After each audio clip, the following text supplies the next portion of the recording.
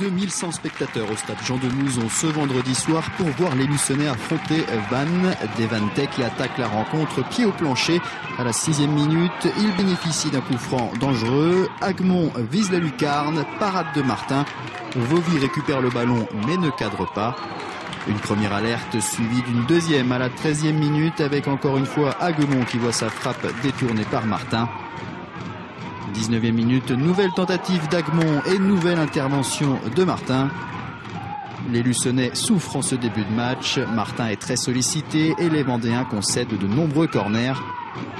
Agmont est un véritable poison pour la défense luçonnaise, mais il bute toujours sur Anthony Martin.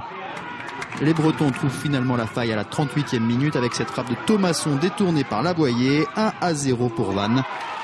Juste avant la pause, Luçon se procure une situation dangereuse avec Larbi qui sert Lopez. L'attaquant s'écroule et réclame un pénalty qu'il n'obtiendra pas. Les 22 acteurs rentrent au vestiaire et c'est Vannes qui mène 1-0. Dommage pour les Luçonnais, mais bon, le ballon, il y a de l'engagement, c'est plaisant. Luçon, il joue trop en arrière. Ils jouent pas à cette attaque et ils sont pas trop précis dans leur passe. Très timorés. Ils font pas de jeu, ils développent pas de jeu, ils jouent toujours derrière, c'est pas bon. Limite. Mais ils sont capables de gagner. Les joueurs de Vannes, techniquement, on voit qu'ils sont supérieurs aux Luçonnais. Et ils jouent très bien le contre. On imagine un discours musclé de l'entraîneur luçonnais à la mi-temps. Les joueurs reviennent en tout cas avec un tout autre visage. 49e minute, Larbi sert en retrait Messiba qui trouve le chemin des filets et égalise un but partout. Mais les Vanntais ne tardent pas à réagir. Sur ce corner, l'attaquant luçonnais Valero touche le ballon avec le bras. L'action semble involontaire, mais l'arbitre accorde un penalty aux Bretons. Kodjia se charge de le transformer et Vannes reprend l'avantage 2-1. 60e minute, nouvelle offensive luçonnaise. Larbi est bousculé dans la surface de réparation par Yuga. Penalty. Marvin Seck le frappe. Le gardien stoppe le ballon, mais Seck d'un tacle rageur termine le travail. 2 buts partout après 1 heure de jeu. La fin de rencontre est très animée et elle tourne en faveur des Luçonnais.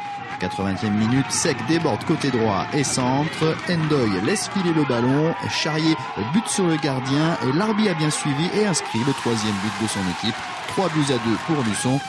Luçon qui a l'occasion de plier le match à 5 minutes de la fin, mais la frappe croisée de Charrier est détournée par le gardien. 3-2 score final, 2e victoire de la saison pour les Luçonnais qui ont su rectifier le tir après une période très difficile. C'est vrai que cette équipe de Vannes nous a surclassé sur la première mi-temps. Après, en deuxième mi-temps, c'est vrai que le scénario est idéal pour nous.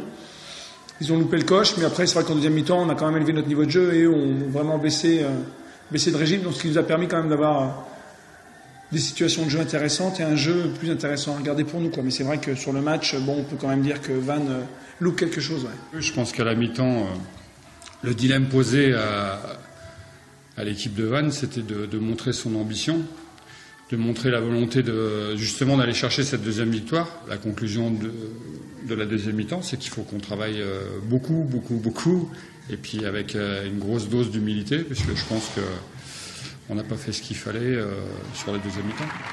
Une victoire et 3 points supplémentaires qui font beaucoup de bien à Luçon, surtout lorsque l'on regarde le programme des prochains matchs. 2 déplacements très compliqués attendent l'équipe de Frédéric Reculot au Paris FC et à Ajaccio.